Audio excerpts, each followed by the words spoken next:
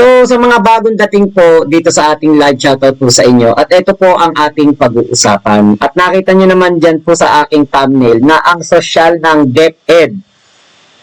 Bakit? Kasi sila po ay makikipagpirmahan lang. Ito po ayon po sa balita ng Inquirer. Magpipirmahan lang po sila ng, magpipirmahan lamang po ng kontrata ang DepEd at ang isa pong kumpanya o kung ano man to including a deal on integrating TVET in all senior high school tracks, nagpirmahan po sila sa isang 5-star hotel. Wow pipirmahan lang ng kontrata with DepEd, dapat pa talaga sa 5-star hotel. Yan ba ay may go signal ng ating vice-presidente, di ba? Ang galing naman, di ba? Parang ang sarap siguro makipag-transaction sa DepEd. Kunwari makikipag-transaction ka sa DepEd, biruin mo sa 5-star hotel pagaganapin. Contract signing lang yon. So, ito nga po yung balita ng DepEd. Okay, sabi po dito sa balita ng Inquirer, okay, DepEd under fire for wasting money at 5-star hotel event. Imagine niyo po yan 5-star hotel. The Department of Education is in hot water after it was criticized for holding an event with the Technical Education and Skills Development Authority only for officials. Only for officials to sign 2 joint memorandum circulars at a 5-star hotel in Pasay City. Ala na talaga akong masabi sa liderato ni VP Sara sa diyan po sa DepEd, di ba? Biruin mo ba naman, sobrang sosyal. Kapag magko-contract signing, dapat sa Ay, salamat sa pumupuso Natutuwa ako pag may lumilipad na puso dito, nakikita ko. Yun hindi ko nakikita pero dito yung puso nakikita ko umaangat na naglalike. Nagpupuso, salamat po. Diba, napakatindi talaga ng ating vice-presidente dahil pinahayaan niya yung mga ganitong pagkakataon na ang mga tauhan niya ay nakikipagpirmahan po ng kontrata sa isang 5-star hotel pa. Diba? Bakit? Ba't ganon? Ba't ganon? At ayon pa po dito sa balita ng Inquirer.net na ito. Ayan, ang tagal mag-loading. Hintayin lang natin mag-loading. Okay.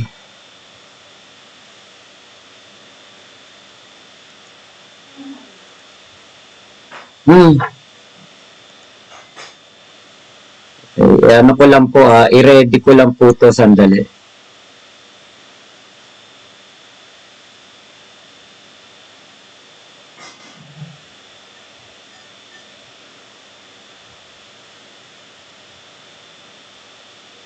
Ayan.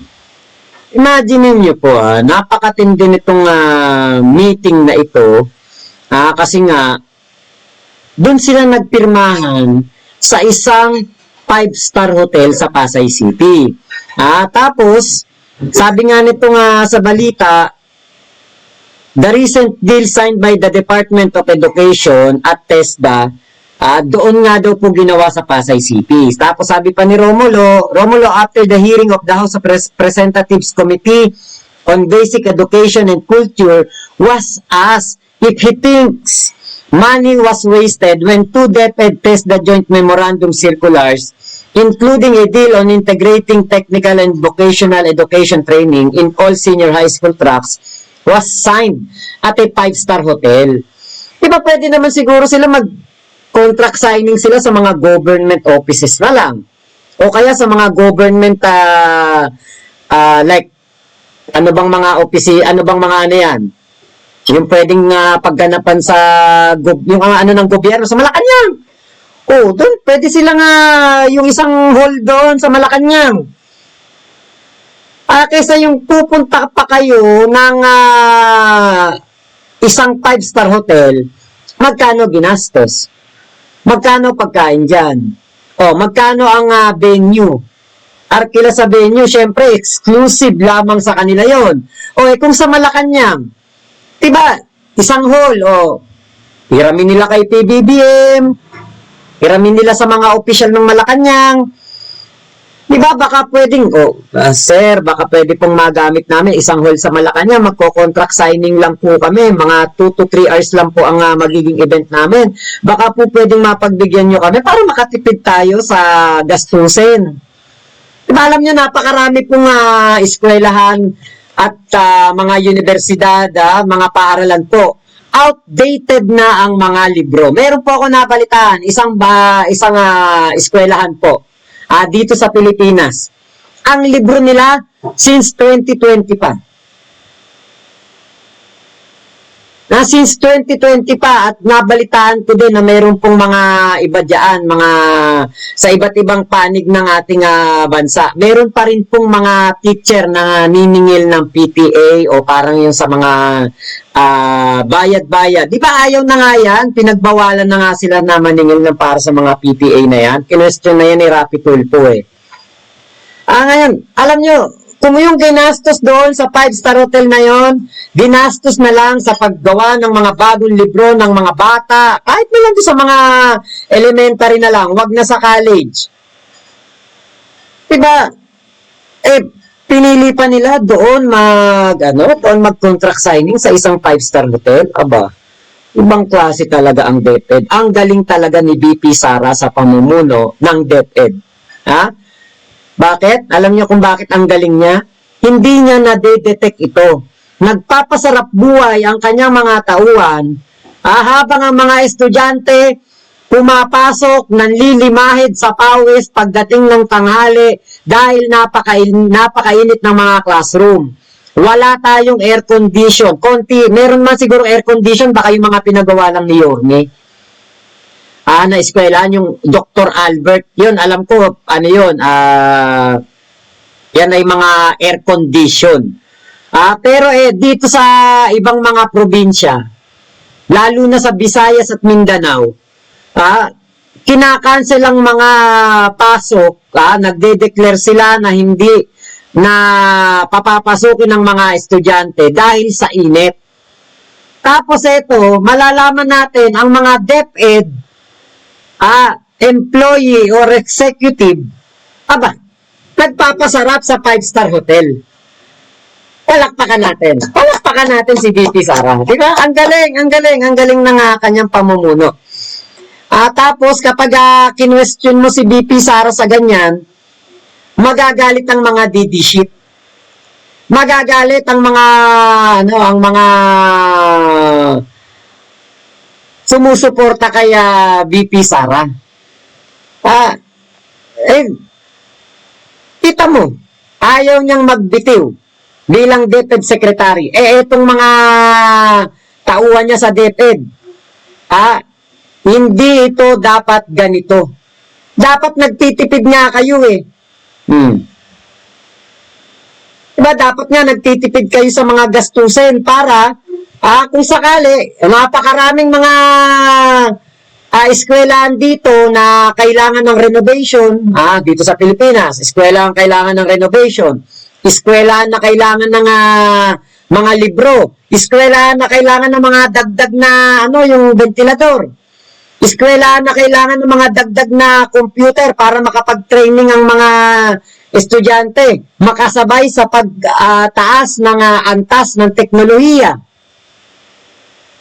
Tapos yung mga executive, 5-star hotel lang ang mga tauhan ni Sara Duterte. Palakpakan po natin. Galing. Diba? Galing ng pamumuno ni BP Sara sa DepEd. Ayaw pa niyang bitawan. Ayaw pang umalis sa pwesto. Hindi na nga niya maasikaso. Diba? Hati yung katawan eh. Pero mo ikaw, vice-presidente ka. Paano mo hahatiin yung katawan mo? Dito, vice presidente ka. Dito, ikaw ay DepEd secretary. Oh. Paano mo hahatiin yung katawan mo? Paano mo malalaman na may mga ganitong tao na gumagawa ng luxurious na contract signing? Diba? Oh, according to the lawmaker who heads the said panel, the money would only be wasted if DepEd and TESDA officials cannot answer what they seek to achieve with the JMCs. Well, if they cannot answer why we had a joint memorandum circular and if the objectives are not clear and if steps towards providing quality education are not indicated there, then it is a waste of money. I was asking why there was a signing event when they were only signing a deal on very general grounds. That would have been okay if they were able to explain after the signing of the joint memorandum circular that these are the steps we will take to achieve certainly quality of education, to improve the learnings of our youth, those in DepEd schools. Last Friday, it was reported that DepEd and TESDA signed the JMCs with the goal of raising the quality of senior high school graduates under the technical and vocational livelihood track. It was held at the Hilton Hotel Manila, which sits near the Ninoy Aquino International Airport. Imagine niyo po, Hilton Hotel. Kapag narinig mo yan, Hilton. Talagang mamahalin dyan. Romulo said he does not have a problem with holding the signing at the hotel, but it seems the answers of the resource persons present at the hearing were evasive.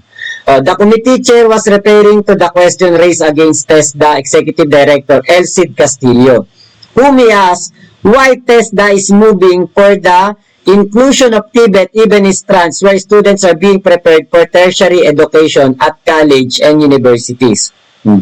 So, Mr. Elcid, is this everything? Romulo asked, referring to Castillo's presentation of the JMCs. This is it. And then you had to sign it in the Hilton. This is it? Let's tackle it one by one. The plan of TESDA is to embed TVET in all strands. Yes, Mr. Chair, yun ang sabi ni Castillo. In academic strand also. Okay, and then that has been agreed upon already by DepEd. Okay, respondent Romulo asked again, to which Castillo responded in the affirmative. Okay, when the Castillo said that several meetings have already been conducted with DepEd, the Department of Labor and Employment, and the Commission on Higher Education, Romulo asked him if the TESDA even understand the goal of the K-12 system, which was to provide TVET training to students who refuse to pursue tertiary education and make them job ready. Actually, ito yung dapat nilang baguhin yung K-12. Kasi alam niyo po, pag nag-aaral ka ng K-12, hindi ka naman nakakasiguradong makakakuha ka ng trabaho pagdating mo ng pag-graduate mo ng grade 12.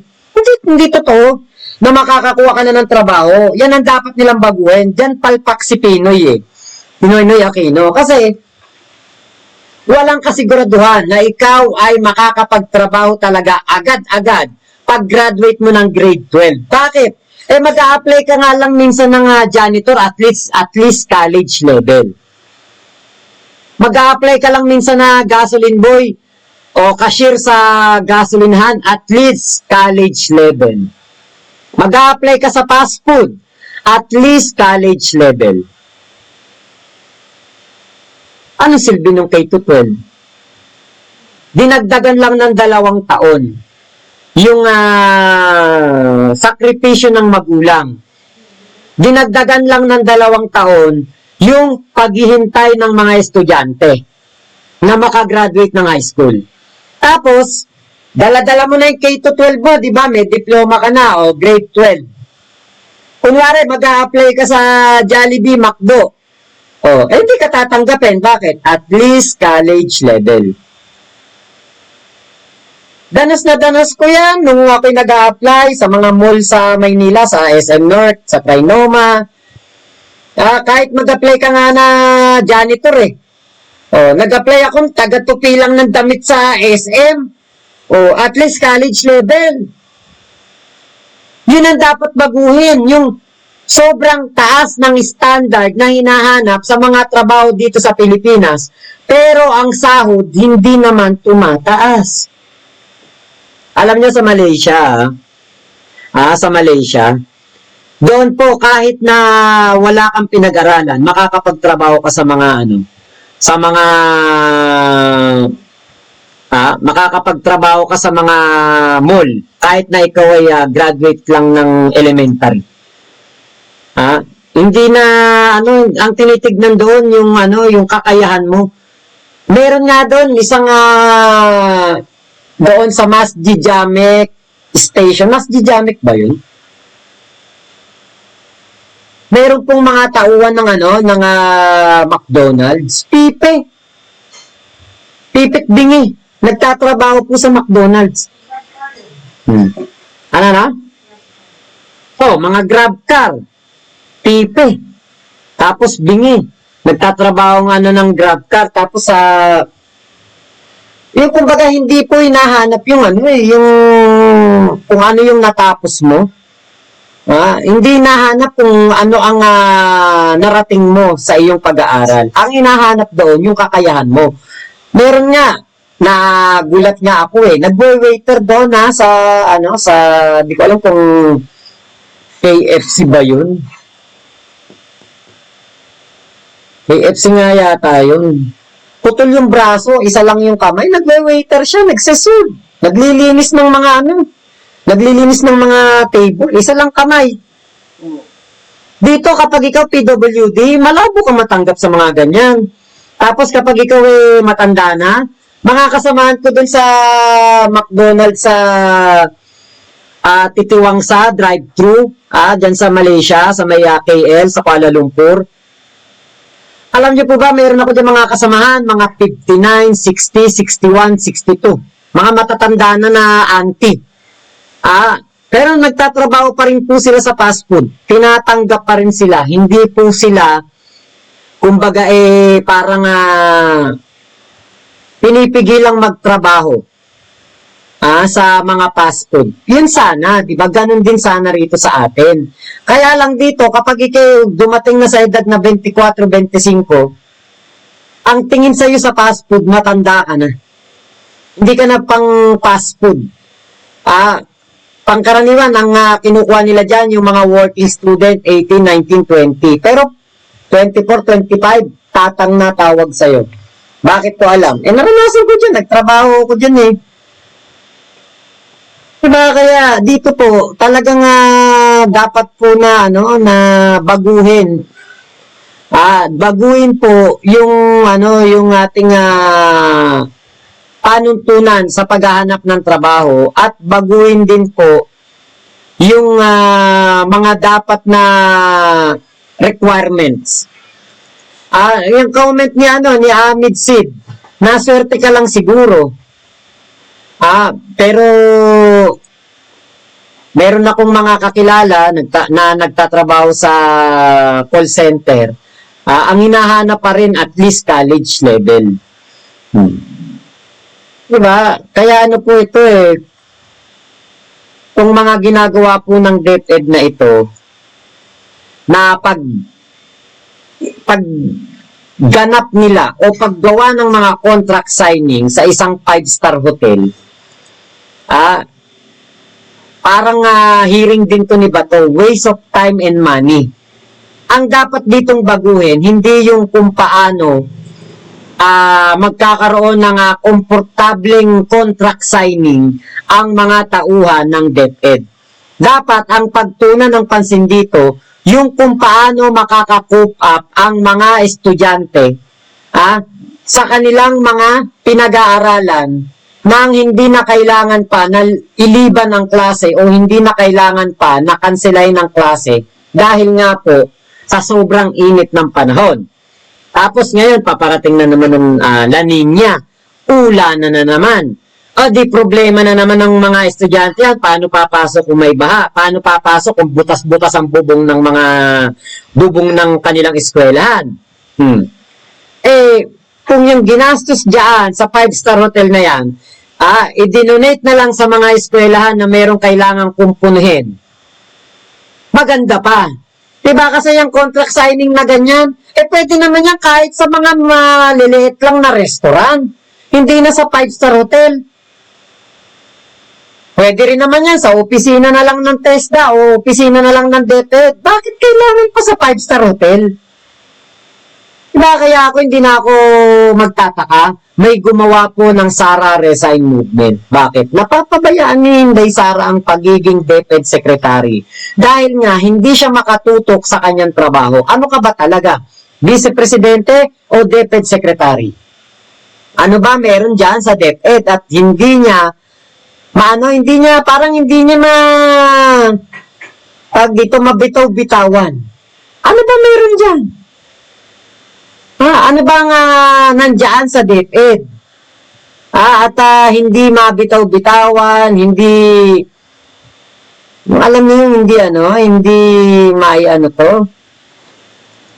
Diba dapat, na yan, palit ka na. Kumbaga, magpapalit ka na bilang DepEd para makapag-focus ka sa pagiging DepEd, makapag-focus ka sa pagiging Vice Presidente mo. Nagkakapalpak-palpak na, ayaw pang tigilan Diba? Tapos malalaman natin, inuuna pa nitong mga DepEd na to, executive, makapag 5-star hotel kaysa sa maisip na makapagtipid ng pondo ng gobyerno. Kawawa po ang ating mga kababayan. Kawawa po ang ating mga kabataan na gustuin man nila na makapag-aral ng maayos, ma-attain yung mataas na pinag-aralan. Kaya lang, di ba, hindi yan ang inuuna ng DepEd. Ang inuuna nila makapag 5-star hotel para sa kanilang contract signing. Ay, nako. Ewan ko ba dyan kay VP Sara? Kaya merong Sara Resign Movement Ewan ko lang, hindi ko malinaw pa doon sa Sara Resign Movement sa May 17, kung yung bang Sara Resign Movement, sa DepEd lang ba yan or sa pagiging vice-presidente na din? Kasi, parang walang dating no? Parang pag sinabi mo, VP Sara, parang wala lang, parang ganun lang. Parang masasabi mo pa nga, parang mas okay pa si Lenny nung time na yun, kahit na hindi siya kaalyado ni Digong, at siya ay, kumbaga parang pigil ni Digong yung kanyang mga ginagawa. Laging may mga matang nakabantay kay VP Lenny. Pero, nagampano naman ni VP Lenny yung kanyang pagiging vice-presidente noon, At hindi siya humawak ng kahit anong sangay ng gobyerno o departamento ng gobyerno. Kaya dito mapapaisip ka parang mas okay pa nga yata si VP Lenny.